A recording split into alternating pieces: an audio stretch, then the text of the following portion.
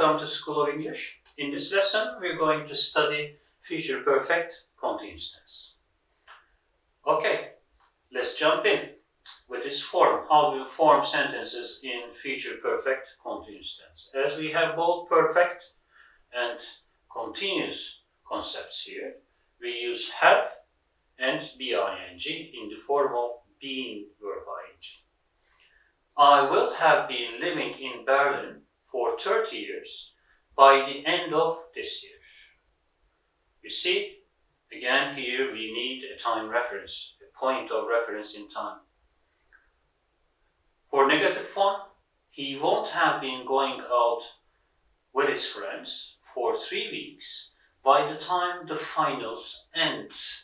Here the point of reference is given as a sentence with by the time. You can also do it with when, and the tense of the sentence which gives point of reference is simple present tense.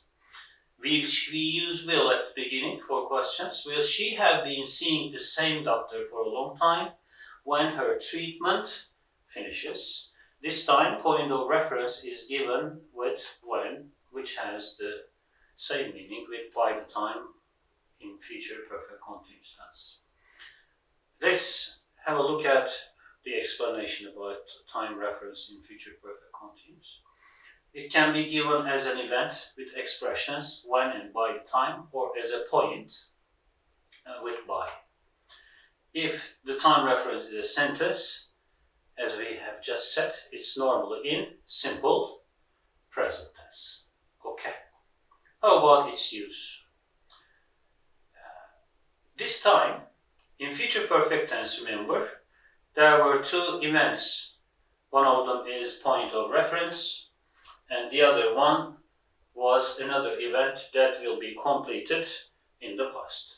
This time, the other event, the main event, starts in present or again in future and continues up to the event where point of reference stands.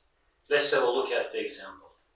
The company will have been manufacturing the same set of products for 5 years by the time they introduce a new line of products next year. Introducing new line of products is our point of reference.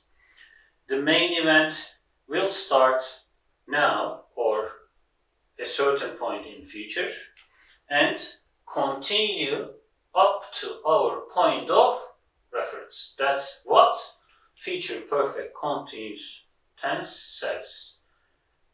Okay, that's it. Thanks for watching.